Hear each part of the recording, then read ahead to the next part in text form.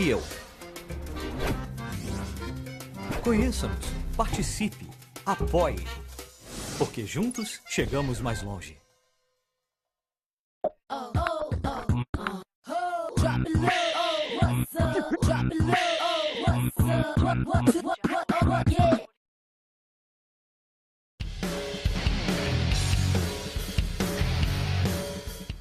Somos a Tebon Suspensões, estamos no mercado de suspensões especiais há mais de 18 anos. Hoje nós estamos no centro automotivo pronto para te atender. Aqui no centro automotivo nós fazemos instalação de suspensão a ar, fixa, rosca, balanceamento, cambagem, alinhamento, tudo isso para te atender da melhor forma possível. Tá? Somos referências de suspensão, Tebon Suspensões.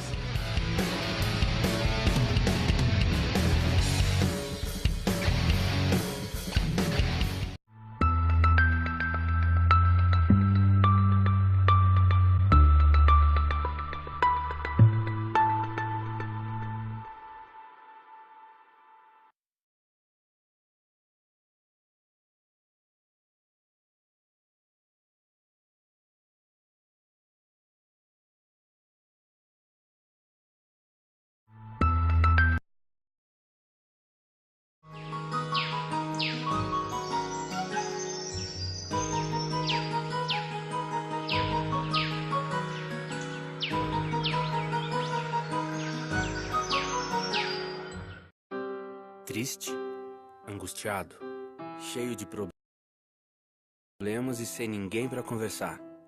Então disque 188. 188 é o novo número de atendimento telefônico do CVV, Centro de Valorização da Vida.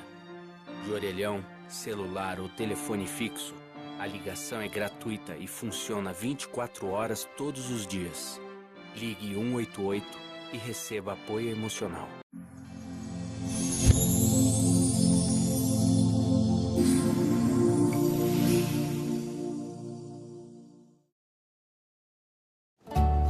Obrigado por compartilhar mais um sorriso. Obrigado por permitir que famílias inteiras renovem as esperanças. Obrigado por possibilitar que mais uma pessoa tenha saúde para agradecer e para fazer parte desse gesto. Obrigado. Doar sangue é compartilhar vida. Seja também um doador de sangue e junte-se a essa corrente de gratidão. É simples, é rápido e faz bem a todos os envolvidos.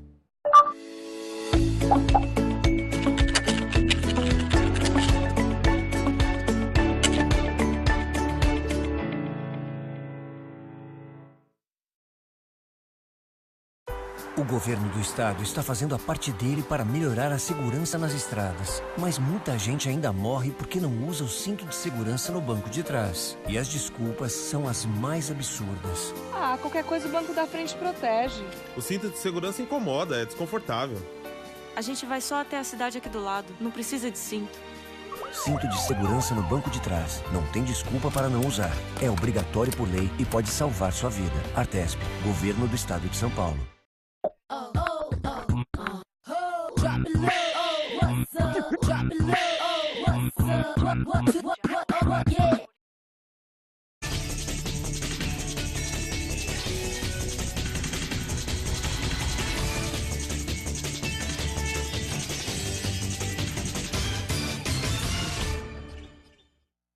Dia 29 de maio, terça-feira, sejam todos muito bem-vindos. Este é mais um Eco Notícias, ecoando a região do Grande ABC a partir de agora na tela da sua Eco TV.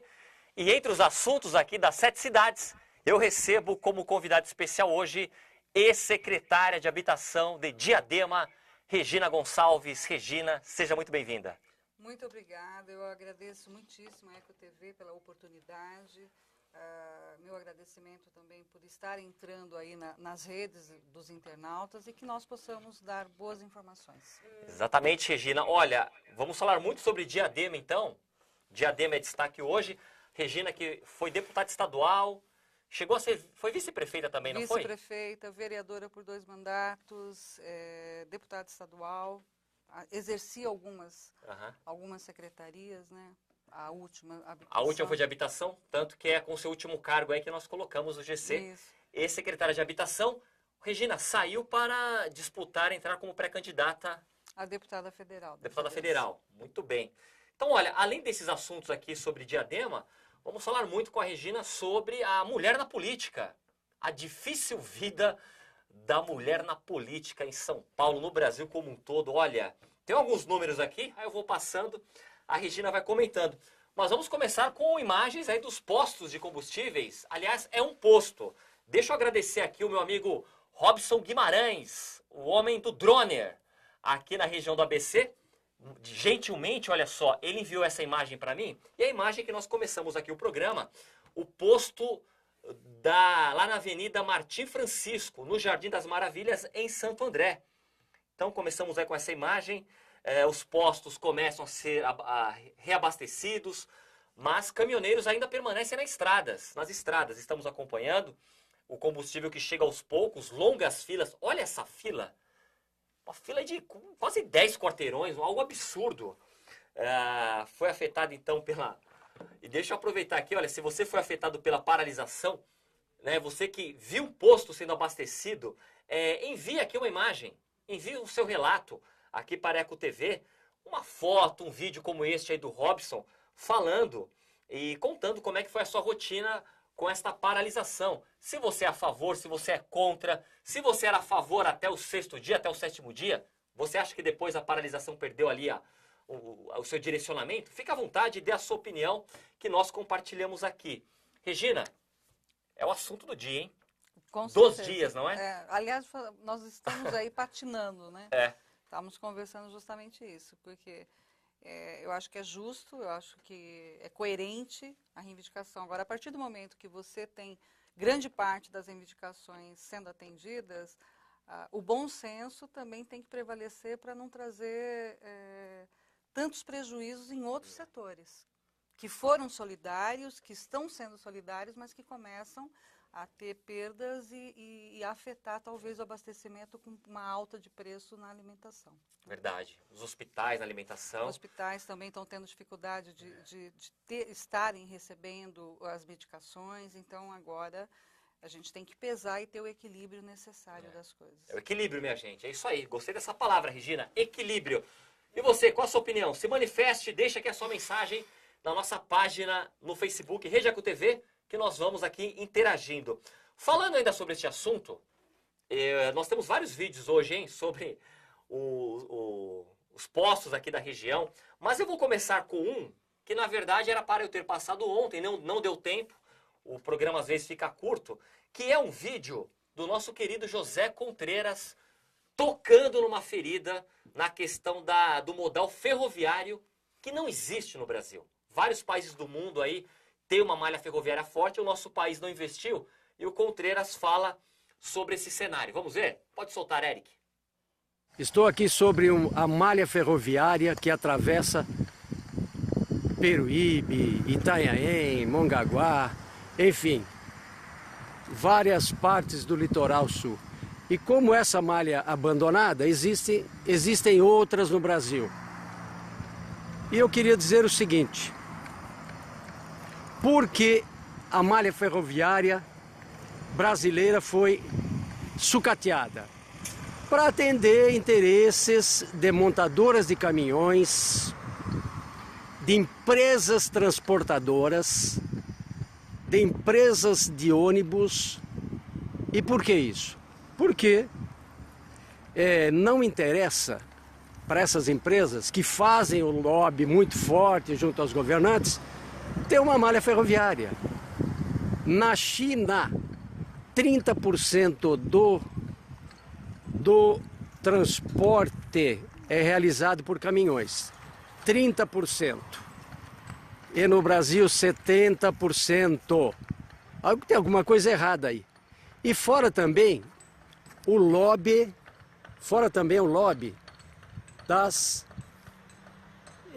da própria Petrobras. Isso mesmo. Tem um errinho aqui meu, quando virei o celular. Isso mesmo. A Petrobras não tem interesse da reativação da malha ferroviária. Por quê?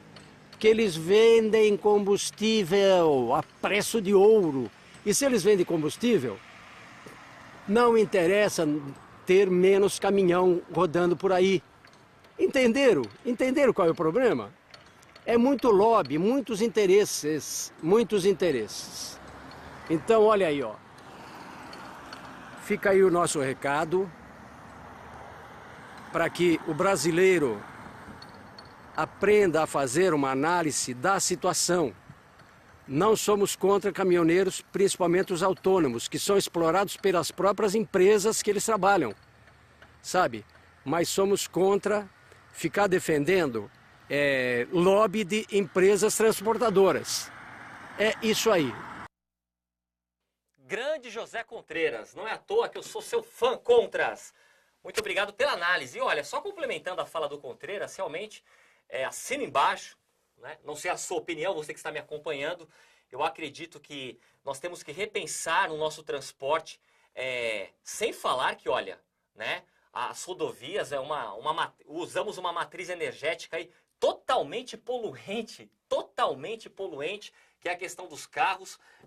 Lá atrás não optamos por construir uma malha ferroviária, um modal ferroviário, e então é muito importante mesmo aproveitar esse caos aí que o Brasil entrou com esta paralisação e pensar também na ferrovia, né? Vamos retomar aí, por que não, as ferrovias no nosso país. Concorda com o nosso comentarista, ô Regina?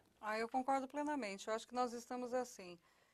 Na década de 60, optou-se pelo modal, né, de eixos e esquecemos a grande possibilidade que a gente tem da malha ferroviária. E em áreas metropolitanas, acho que a gente tem que retomar com muita propriedade a questão do transporte público monotrilho, né? Porque que inclusive é o braço, né, do metrô ABCD. Verdade. Exatamente. Eu lembro que você, como deputada, teve ações, teve falas suas sobre este assunto, que vamos destacar na sequência. Antes disso, só deixo aqui registrar, olha só, a Dulcilene Melo Maia. Valeu, Dulcilene. Se que puder colocar ali a imagem, acho que fica bacana na TV, o pessoal vai participando. Olha o Danilo Nilo, dando boa noite aqui para a nossa convidada. Parabéns, vamos com fé, Regina, diz aqui o Danilo Nilo. Antônio Bonfim Melo, também parabenizando a nossa convidada. A Lena Cavalcante, dizendo aqui que a Regina representa nossa comunidade. Valeu, Lena. Rosa Maria também dando boa noite. Antônio Bonfim Melo, grande secretária de habitação. O pessoal aqui participando, eu vou soltando aos poucos aqui a fala dos convidados. Falando em modal, falando em transporte pelos trilhos, você, na sua gestão como deputada, foi um cenário que você sempre trabalhou na questão urbana.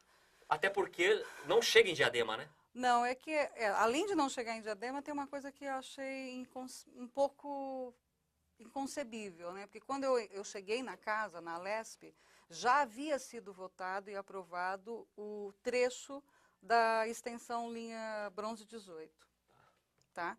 E, para minha surpresa, nós, Diadema, que estamos a 6 quilômetros do terminal do metrô Jabaquara, ficamos fora desse eixo. E aí, em cima disso, eu comecei a discutir da necessidade de rever essa situação.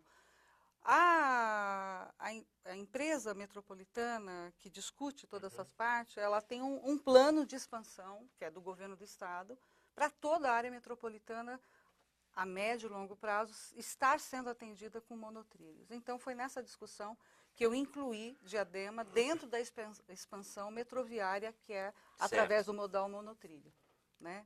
Que seria a extensão da linha 17 Ouro, que vem do aeroporto, vai até Jabaquara e desceria, e aí sim ela estaria se encontrando com a linha 18 Bronze e fazendo um circuito metroviário. Aí você atende adequadamente. Regina, e qual foi o grande obstáculo que você encontrou? Qual foi a grande negativa aí na sua experiência lá na Assembleia para que esse projeto não tenha caminhado, enfim? Qual foi a falta ali no momento? Eu acho que a falta é a sequência de você estar ali batalhando, brigando pelos interesses dessa ação, né, a falta de um deputado que represente Diadema, que represente os interesses de discutir mobilidade urbana, não como uma questão pontual, mas uma extensão e como uma resolução de problemas de área metropolitana, como a nossa, e Diadema faz parte dessa área metropolitana. E aí você não tem a sequência. Então a gente conseguiu incluir Diadema dentro do projeto de plano de expansão metroviário linha 17 Ouro. No entanto, não foi dado sequência. Isso demonstra que, apesar dos deputados usarem no bom sentido os votos de Diadema, não fazem jus a representar e a brigar pelos projetos que estavam em curso. Então, quando não fui reeleita, Diadema perdeu com isso. Diadema perdeu porque a gente não continuou algo que estava extremamente avançado. Fui relatora da LDO pelos 3 anos consecutivos. Isso me possibilitou também de fazer a inclusão dessa matéria dentro do planejamento orçamentário do Estado a médio prazo. E a partir daí se perdeu a discussão ou está adormecida porque não houve uma sequência de valorização desse tema tão importante para nós do ABCD. Muito bem, você que me acompanha, qual é a sua opinião? Qual é a sua opinião sobre o transporte? Faça como Cliff Manuel, olha aqui, lá de Mauá, parabenizando aqui o programa, participe. Olha o Atevaldo, a Regina tem uma larga experiência no Legislativo, diz aqui o Atevaldo, falando aqui na Assembleia Legislativa. Ele é um eleitor, viu, Regina? Seu aqui, o Atevaldo, deixou todo o seu... Olha lá o Cliff, é o rapper de Mauá esse garoto, hein? Tem futuro na música, o Cliff, olha só. E o Atevaldo aqui falando da Assembleia, falando toda a sua passagem. Ô Regina, até aproveitar que você disse, né, que você não foi reeleita, fala um pouco da participação da mulher na política, que eu acho muito importante. Inclusive, olha, sabendo da sua vinda hoje aqui no programa, eu até peguei números aqui, lá de uma pesquisa inédita, recentemente aí divulgada, chamada Um Olhar sobre a Participação da Mulher na Política Brasileira. Essa pesquisa foi feita, esse estudo foi feito pelo Pulso Público, a pedido do Transparência Partidária. Olha só, hoje as mulheres representam apenas 13% do número total de candidatos eleitos. Este estudo pegou ali os candidatos de 2008, eleições de 2008 a 2016. Aí no levantamento total da pesquisa, 13%. Que número triste. Pífio, triste. E que reflete... Ô Regina, fala desse número, fala o porquê dessa pouca participação. Eu acho assim, nós temos que entender um pouco o momento que nós estamos vivendo. Eu venho, por exemplo, sou uma das fundadoras do PV no estado de São Paulo, fui presidente estadual do partido, e sempre trabalhei muito para que a gente pudesse ter ações afirmativas que pudessem trazer mais mulheres para a vida política. Mas não é simples, não é tão simples assim. Tudo que nós temos assistido ao longo dos últimos anos, isso faz com que a participação da mulher, que já era difícil, porque é um mundo feito, com todo o respeito aos meus companheiros políticos, mas a verdade é que a grande maioria é um mundo político feito pelos homens e para os homens. Então, você furar esse círculo já é bastante difícil. E eu acho que a mulher, nos últimos anos, ela se qualificou melhor do que os homens. Tá aí, você tem os dados também, que a mulher, profissionalmente, ela foi estudar mais, ela foi buscar o seu espaço profissional. E, ao mesmo tempo, ela se tornou num percentual muito grande de arrimos de família. Então, a mulher, ela chega no momento que ela tem que opinar. Ou ela tem a vida profissional e concilia com a casa, e a política exige muito da gente.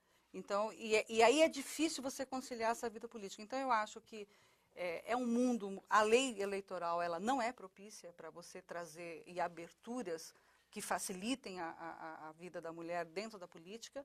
E é uma prática muito difícil, porque a mulher, ela é mais cuidadosa, ela não vai fazer as loucuras, né? Tem as suas exceções, mas assim, dentro de uma média, a mulher ela é mais cuidadosa e se dedica muito mais.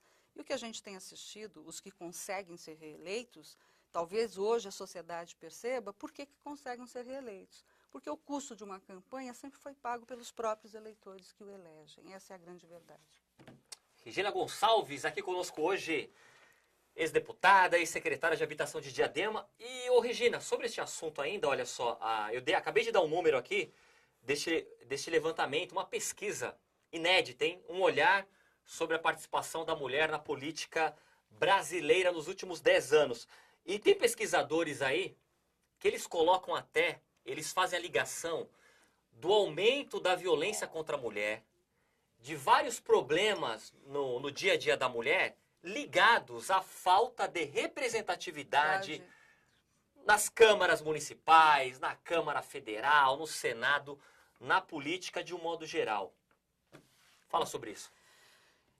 Exato. Vou te dar um exemplo de Diadema. Eu fui vereadora, na época que eu fui vereadora, era uma da única Câmara no ABCD que tínhamos 30% de participação feminina. Hoje, a Câmara de Diadema não tem uma mulher eleita.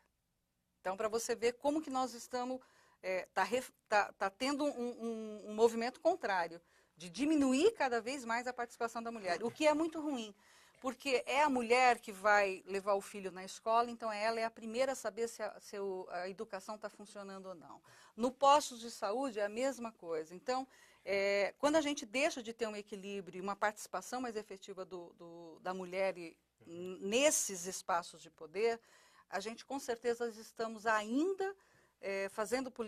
produzindo políticas públicas não efetivas para atendimento realmente da população que de fato precisa. A gente está perdendo, nós temos os piores índices da participação da mulher, não só mundialmente falando, e na América do Sul a gente consegue ser quase praticamente o último da escala entre os países. Então alguma coisa tem que ser refletida. É ainda um cenário muito fechado para a mulher, machista, extremamente preconceituoso. Quando a mulher chega em algum cargo, nunca chega pela sua capacidade, mas porque alguém ajudou ela. Esse é o cenário que se coloca. Quando, na verdade, quando a gente se destaca, é porque a gente está muito acima da média para a gente conseguir o respeito dos nossos pares.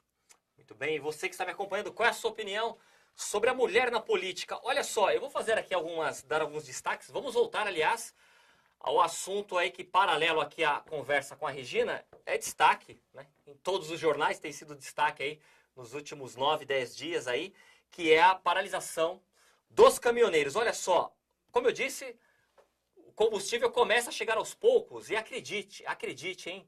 Tem gente que ficou 11 horas, chegou 11 da noite, saiu 11 da manhã para abastecer o carro. Vamos dar uma olhada.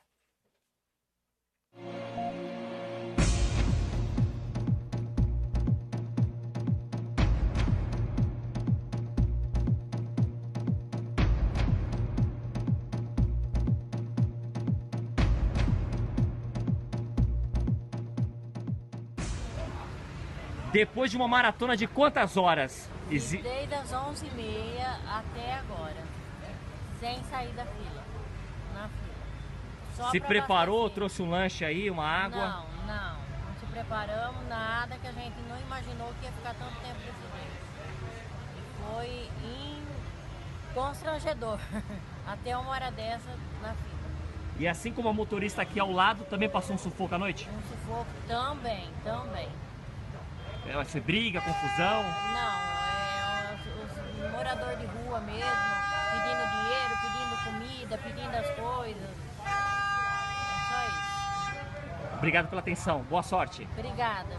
Já estamos na reta final. Tá chegando, olha, está chegando.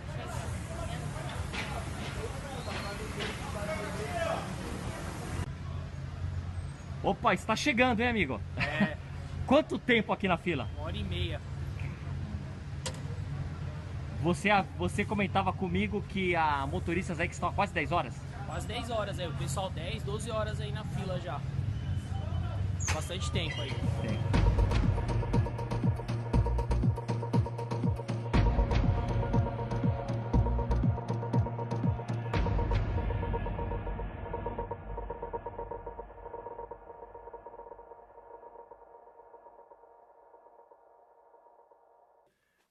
Horas, hein? 11 horas. A mulher aí chegou às 11 da noite, saiu às 11 da manhã. Quase 11, ela, na verdade, era por volta das 10h30. Quase 12 horas, na verdade, quase 12 horas. Bom, Regina, com certeza você conseguiu abastecer seu carro, senão acho que eu estaria sozinho agora aqui no programa, né? Na verdade, eu consegui abastecer na sexta-feira à noite, depois de 2 horas de fila, e estou preservando para emergências, né? Estou tendo cuidado para não gastar a gasolina. Porque com certeza vai demorar, eu acredito. Eu acho. Mais uns 7 dias, Até 5 a 7 conseguir dias. regularizar todo o estado, para vai normalizar. ser muito difícil. Nós vamos ter que ter muita paciência. Haja paciência. Deixa eu agradecer aqui olha aqui o Santos Passim, também aqui, falando aqui sobre, parabenizando aqui a Regina. Tem uma pessoa aqui que falou sobre o Bem Viver, um trabalho chamado Viver Diadema. Não, Projeto Bem Viver. É um programa Bem Viver. Bem Viver em Diadema? Fala desse programa. É um programa que a gente tem um grande problema nas áreas públicas, entregues ou não, urbanizadas ou não, de deteriorização. E aí, se você não pega esse espaço e não transforma esse espaço, você não consegue trazer a população se apoderando desse espaço e cuidando do seu próprio espaço. Então, me incomodava muito isso, né? De que forma a gente poderia mudar e trazer para perto a população e eles começarem a cuidar do espaço que eles moram. Então, nós criamos um programa, implantamos um programa que a gente envolve a cultura através de painéis de arte urbana.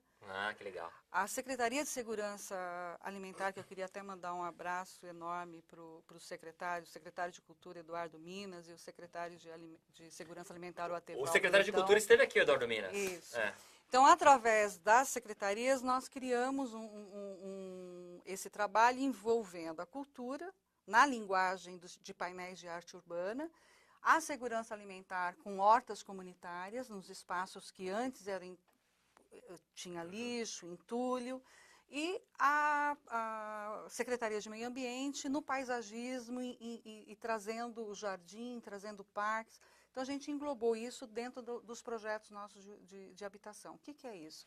Em todos os projetos que nós estamos entregando, seja unidades habitacionais ou núcleos já existentes, que nós estamos entrando e fazendo o programa de manutenção dos núcleos, que é um forte investimento do governo Lauro Misto, que a gente já está em curso, a gente, em todos os lugares onde tem local que esteja passando por pichações, ou seja, local de desova, de lixo, entulho, nós criamos os painéis de arte urbana com os grafiteiros da cidade. Então, além de tudo, a gente está gerando renda, né? Faz uma inclusão. Faz uma inclusão social e a gente vai envolvendo porque faz com que esses grafiteiros também façam oficinas com essas famílias. E essas famílias escolhem os temas que esses grafiteiros vão estar produzindo os painéis urbanos. Então, é um resultado que está dando nós estamos extremamente felizes com o resultado. As famílias estão se apoderando de fato dos espaços públicos e os locais que nós já entregamos estão fantasticamente bem cuidados. Então, está atingindo os objetivos. E além da questão do visual. Por quê? Porque nós tínhamos uma cidade que era de uma cidade inacabada, uma cidade de somente blocos à vista. Com esses painéis a gente trouxe as cores e a gente começou também a introduzir em tudo que nós fazemos as cores. Então nós estamos colorindo a cidade, mas mais do que isso, a gente está trazendo as famílias a terem a responsabilidade e o apoderamento desses espaços públicos. Nossa, com certeza é um projeto bem interessante e até aproveito para destacar, né, já que é um projeto de habitação. Dentro de uma secretaria de habitação, eu acredito que passou da hora de secretários de habitação, da moradia no Brasil, ser tratada realmente de uma maneira aí, criativa, voltado para o lado econômico. Já passamos do tempo e que muita gente acha que quando você fala de habitação popular, é o terreno mais barato que fica lá embaixo, lá. Aí, qual o resultado? Criamos cidades de Deus.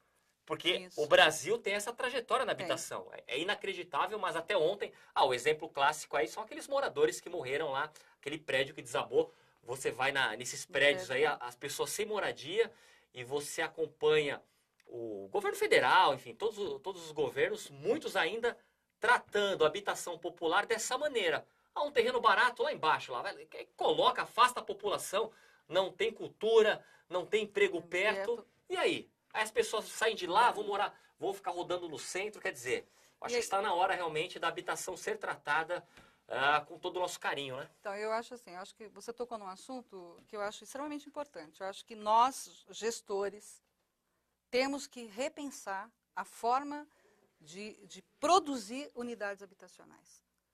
Né? Nós temos que buscar formas alternativas, nós temos que buscar projetos mais inteligentes, até no ponto de vista da unidade habitacional.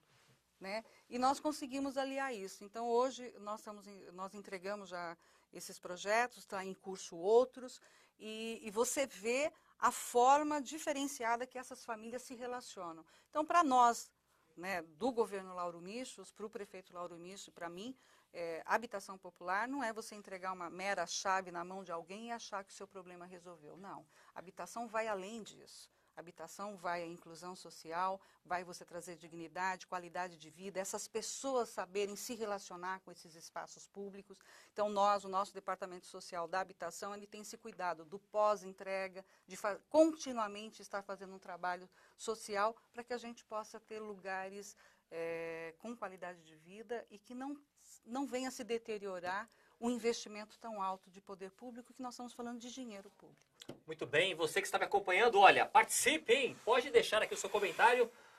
Como, por exemplo, aqui, olha, o Ricardo Martins. Nós falávamos aqui da participação da mulher na política, e o Ricardo colocou ali só vou ler ali o começo da fala dele, falando que o problema não é o sexo, a cor ou a religião, é a competência, diz aqui o Ricardo.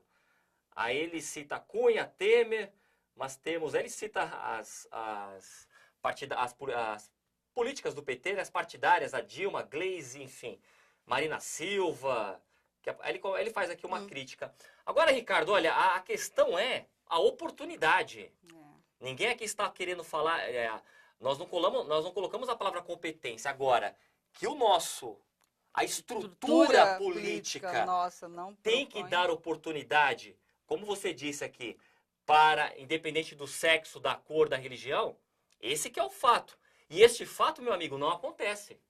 Por favor, é só você ver os levantamentos aí, a dificuldade de uma mulher se manter no partido. Tem até as cotas, é algo... Você percebe ali que é um tratamento pejorativo. Então, assim, a respeito de sua opinião, mas o que nós estamos falando aqui é oportunidade. É que nem aquela pessoa que fala da meritocracia. Ué, vai lá, vai numa escola que não tem aula, que as crianças quase não têm o que comer, fala de meritocracia para as crianças. Aí você, quer dizer... Então, acho que as pessoas aí, hoje em dia, falam muito também, né? E às vezes não refletem a realidade do nosso país. E sobre isso, eu até acho assim, nós não podemos esquecer de algumas coisas. Primeiro que o direito a voto da mulher é uma coisa muito recente para um país como o nosso. Exatamente. Né? A nossa educação foi uma educação voltada para cuidar de família e não para estarmos em equidade produzindo um país melhor. É diferente. E além do mais, assim, é muito díspare você termos no país quase 53% de eleitorado feminino e termos dados como esse que não chega a 13%, 12 alguma coisa, entendeu? 13%, vamos arredondar para 13%. Quando você vai para o Congresso Nacional, o número ainda é mais triste. E aí você assiste o que está acontecendo. Onde está a grande maioria do desmazelo que nós estamos assistindo? É numa lei eleitoral extremamente hipócrita, né? Num sistema eleitoral que não se altera porque os grandes partidos que mantêm um fundo partidário não têm interesse em alterar. E aí se coloca uma discussão muito pequena, muito rasa, sem ir a fundo aos problemas de fato de representação legítima do nosso Congresso ou das nossas Assembleias Legislativas. Com certeza. E é o que o estudo falava aqui, né? Que a violência contra a mulher, todos esses problemas aumentam porque não tem representatividade. Eu confesso aqui, deixando a minha opinião, quando eu vejo lá um senador, um deputado federal falando do aborto, dando ali, destilando moralidade, né? Aí você vê lá que o empresário tal, enfim, me incomoda um pouco de ver que não é uma maioria, que não é a mulher realmente que está ali para discutir um assunto que, poxa vida, totalmente ligado ao dia a dia dela. Vamos soltar mais uma imagem de um posto aqui de combustível, Eric? Vamos lá? Esta imagem, deixa eu mandar um abraço para a minha amiga Jane Muniz, minha querida Jane. Ela tem um programa chamado Sobre Autos aqui no canal. E ela aproveitou e fez aí também ela tem um lado meio voltado aí, sempre uma perspectiva mais ali pro lado bem-humorado. Ela tem toda uma tirada bem leve. E ela gravou esse vídeo num posto aqui em Santo André. Vamos ver?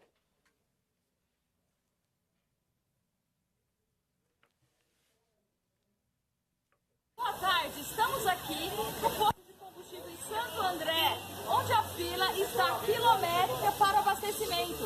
Os clientes chegaram aqui a partir das 4 horas da manhã. A carreta está chegando agora para fazer o abastecimento.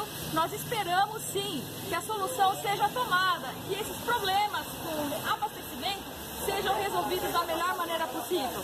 Nós vamos falar agora um pouco com as pessoas que chegaram aqui no posto de gasolina. Só um minutinho. Que hora você chegou? Qual é o nome? Luiz, que horário você chegou aqui no posto de combustível? Exatamente 9 horas da manhã. 9 horas da manhã. Agora são exatamente 1h15 da tarde. Já estou aqui há 3, 4 horas. A gente agora vai mostrar um pouquinho a fila para vocês. Vem com a gente aqui, vem com a gente.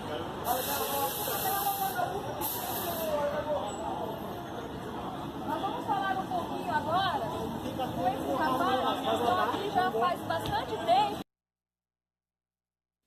Opa, Jane Muniz, um abraço, minha querida Jane, ela que tem um programa aqui sobre autos. Ô, Regina, tem muita gente comentando aqui sobre o sítio Joaninha, lá em Diadema. Então eu gostaria que você comentasse. A Edneuma, alguns aqui colocando alguma crítica. Aliás, eu vou pedir para depois. Olha, infelizmente, se eu pudesse, vou até aproveitar, eu falaria todas as citações aqui, mas não dá. Até porque temos notícias também, além do bate-papo. Depois a sua equipe, você responde aí, por favor. Depois você responde o pessoal. Mas vamos lá, sítio Joaninha fala sobre a situação habitacional. Então, o sítio Joaninha, primeiro eu queria até agradecer ter colocado esse tema, que é tão importante para a discussão. Primeiro, o sítio Joaninha, ele faz parte de um projeto do complexo Parque Mananciais. Tanto o sítio Joaninha como Iguaçu foram as duas primeiras áreas e a primeira cidade no estado de São Paulo que conseguiu aprovar o PRIS e a licença ambiental para que nós pudéssemos iniciar a obra. O que é isso? Na verdade, foi aprovado um PAC, mas não se tinha a licença ambiental por ser área de mananciais, não se podia iniciar as obras. Nós conseguimos a liberação disso, eu ainda era deputado estadual, então, enquanto deputado, a gente conseguiu agilizar junto à Secretaria Estadual a licença ambiental, o PRIS, e aí nós demos início à obra. O problema do sítio Joaninha é que, no decorrer de um período, essa obra teve um problema com as medições mensais. Certo. Com isso, que é a Caixa Econômica Federal que repassa o recurso, vem do Ministério das Cidades, então as pessoas acham que é pago pela Prefeitura. Não é. É pago pelo governo federal, que quem gerencia a Caixa Econômica Federal. Tivemos um problema no decorrer desse período, que numa dos trechos que nós tínhamos que abrir rua para poder fazer os assentamentos, foi achado gás. Certo. Bem na divisa São Bernardo, no antigo lixão do Alvarenga. Né, que todos conhecem aqui, sim, que foi fechado, toda uma luta, inclusive até do Contreiras, né? O Contreiras do nosso ambientalista Contreiras, exatamente. É uma coisa antiguíssima. E para nossa surpresa, numa das ruas que nós tínhamos que abrir para poder fazer a urbanização, nós encontramos gás. Então nós fomos notificados pela CETESB, por todos, inclusive pela Caixa Econômica, nós tivemos que retirar 26 famílias, que foram alocadas diretamente em unidades habitacionais do Iguaçu para darmos continuidade. Nesse interino, como a empresa ficou muito tempo sem receber, porque ela não tinha obra para medir, o que ela fez? Ela pediu a suspensão do contrato. Certo. Então, nós aliamos essa suspensão de comum acordo com a Caixa Econômica Federal, para poder, nesse período, retirar as pessoas, porque também era condicionante da Caixa a continuidade da obra, alterando o projeto, não tendo mais essa rua, porque não se pode construir absolutamente nada em cima de algo que está dando gás, né? Ainda tem gás em decorrência do antigo lixão. E foi o que foi feito. Agora nós retomamos a obra a todo vapor, então a obra está extremamente adiantada. nós já conseguimos, junto com a Sabesp, a implantação da estação elevatória de esgoto. Só ali são quase 450 mil de investimento da Sabesp. Nós não podemos entregar a obra sem ter a estação elevatória do esgoto. Okay. Né? Então, está totalmente solucionado.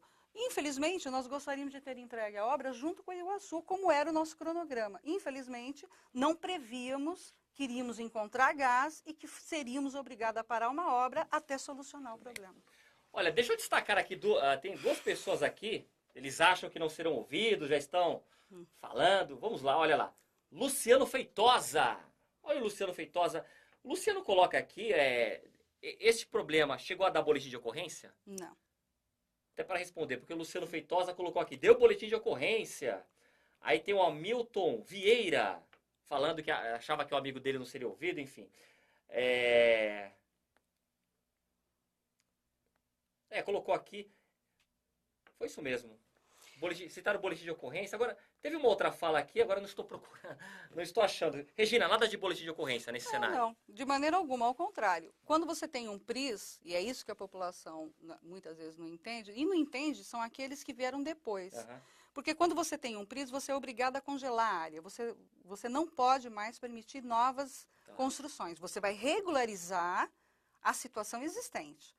Tá? E o que entra no PRIS? Você tem uma primeira fase de infraestrutura, uma vez feita a infraestrutura, a segunda fase é a regularização fundiária. Por isso que não se pode permitir novas construções. Okay. O que aconteceu que o Luciano Feitosa, que eu até queria mandar um abraço para ele, meus agradecimentos, viu, Feitosa, por tudo que você tem feito para a cidade, mas assim, o que eu gostaria de estar colocando é que posterior a isso, deu uma febre, tem licenciamento ambiental, nós estamos liberados para construir. E não é assim. A gente tem que prestar conta para o Ministério Público e para a CETESB, senão a gente perde a licença ambiental. Então, as pessoas que insistiram em construir, elas foram notificadas a paralisar a obra. E teve uma senhora específica, que inclusive deve ser prima do próprio Luciano, que fez um boletim de ocorrência e que ela só não foi presa porque dava crime inafiançável. E a nossa arquiteta, na época, ainda assim, tá bom, então eu vou esquecer isso. Mas ela teve o boletim de ocorrência justamente porque ela não cumpriu a lei. Muito bem, ó, deixa eu colocar mais uma, até para o pessoal não reclamar aí, que só fala o que é positivo. Muito pelo contrário, é questão do tempo mesmo. Se eu ficasse aqui até às 9, falaríamos todos os assuntos. Eu tenho que falar de Mauá ainda. Tem que correr aqui. Teve algum problema lá no Parque Linear do Eldorado? Diz aqui a Bruna Heider, coloca. Deu problema? Parque Eldorado, Linear do Parque Eldorado? Não, o Parque Linear Eldorado, quem é que está colocando? É a Bruna Heider. Bruna, queria te mandar um abraço e até motivo da gente poder esclarecer. Na verdade, o Parque Linear do Eldorado, ele foi um projeto que nós conseguimos aprovar ainda enquanto deputada. Dentro do FID, nós conseguimos aprovar um projeto para fazer toda a recuperação da represa Billings, ali naquela margem de Diadema, onde nós estaríamos colocando o Parque Linear. Para nossa surpresa, o espelho d'água da represa Billings subiu. Então, foi impossibilitado de ser implantado porque o espelho d'água, que antes tinha sido assoreado, ela subiu e está lá para todo mundo ver o quanto que subiu, né, a represa Billings. Então, na verdade, a própria represa é que acabou impossibilitando da gente estar implantando o Parque Linear, que nós já tínhamos garantido, ia ficar um projeto que nós conseguimos do FID de 3.600.000. E aí a gente acabou, óbvio, nem utilizando, o recurso nem veio para Diadema em decorrência... O recurso não chegou em Diadema? Não, até porque não tinha como ser implantado, porque o espelho d'água subiu e você não tinha mais onde implantar o parque. Muito bem, vamos para Mauá um pouco? Meu querido Eric, deixar um abraço aqui à minha ilustre equipe aqui, o Eric e o Gabriel hoje aqui conosco. Olha, eu vou já para a matéria 10, eu vou pular tudo, senão não vai dar tempo. Eu vou dar um destaque para Mauá. Aliás, antes, 9, coloque imagens do prefeito Átila e do secretário Gaspar, Eric, por favor. Matéria 9 agora, porque, olha, os dois foram transferidos nesta tarde para a carceragem da Polícia Federal.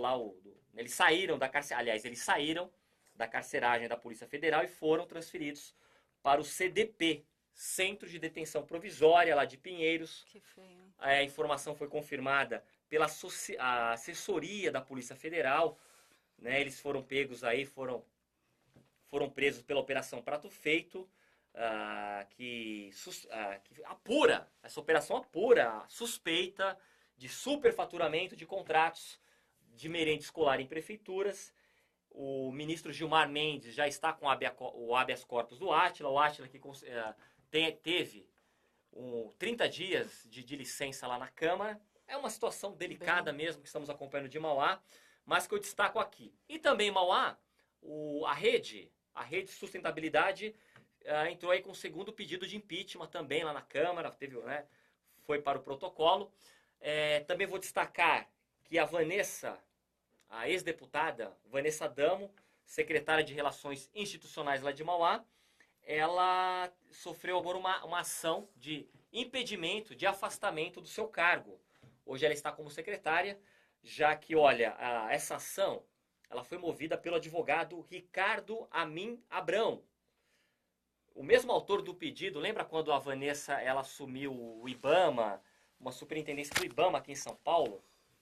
E ela não pôde assumir o cargo.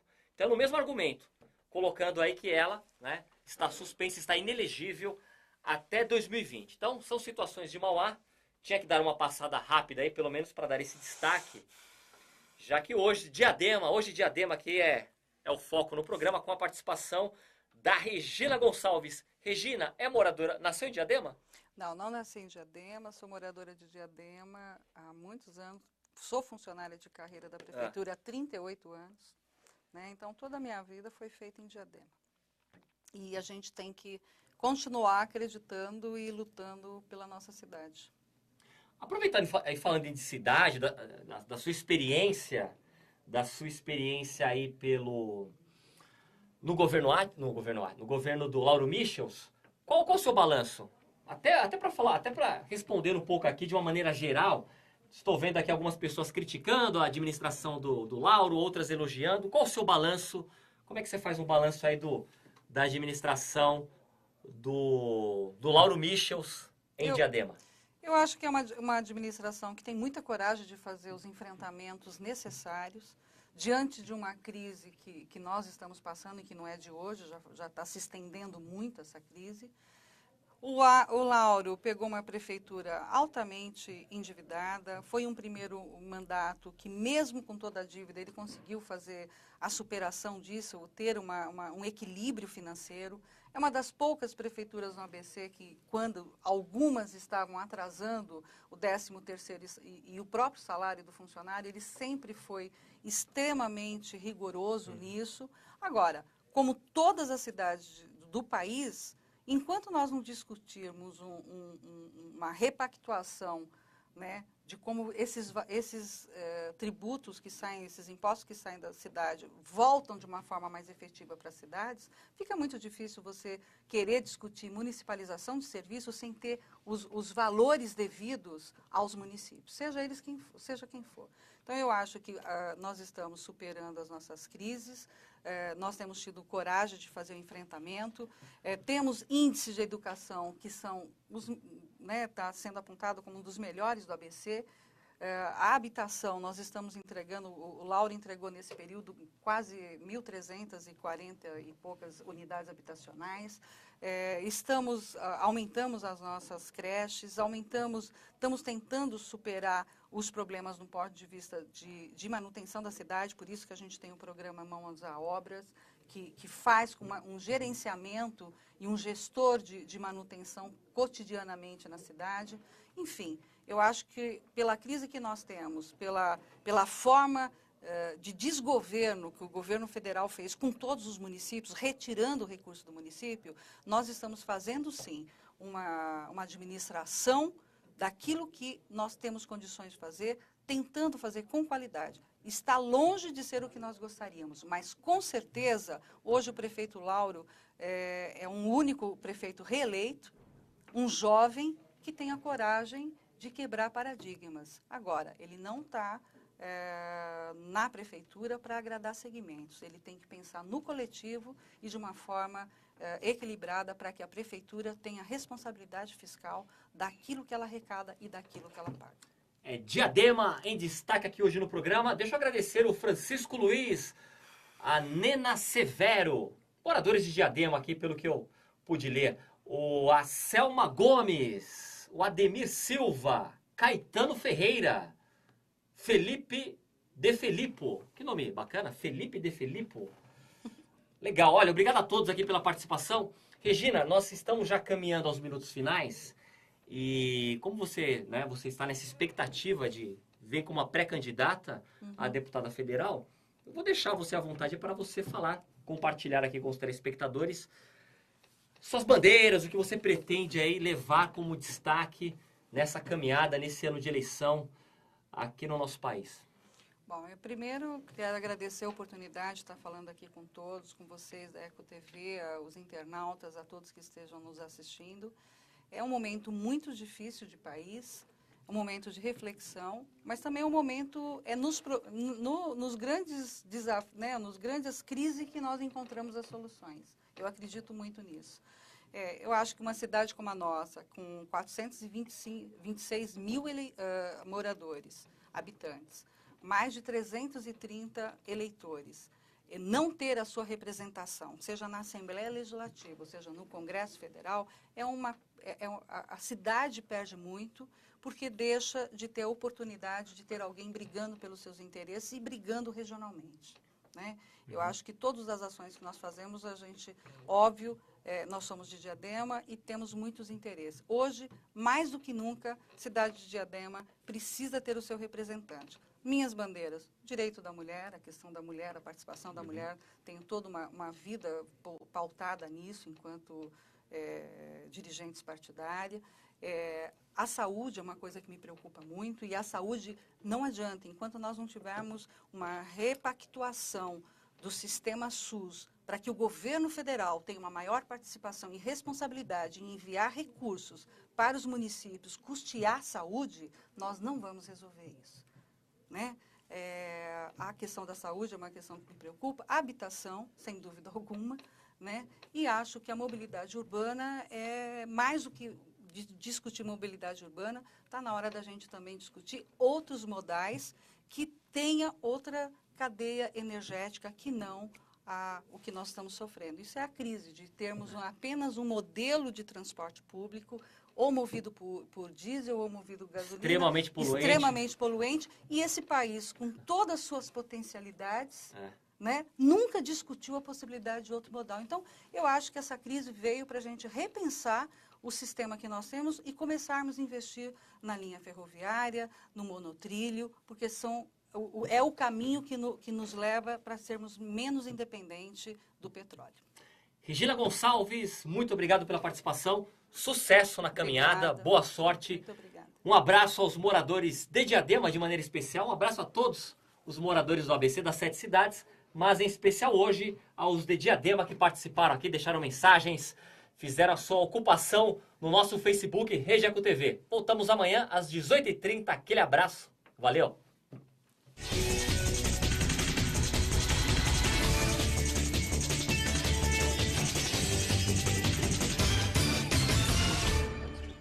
Foi muito legal. A audiência foi muito legal. Despertou emoção. Isso é show. Aquela coisa. Não, mas até o que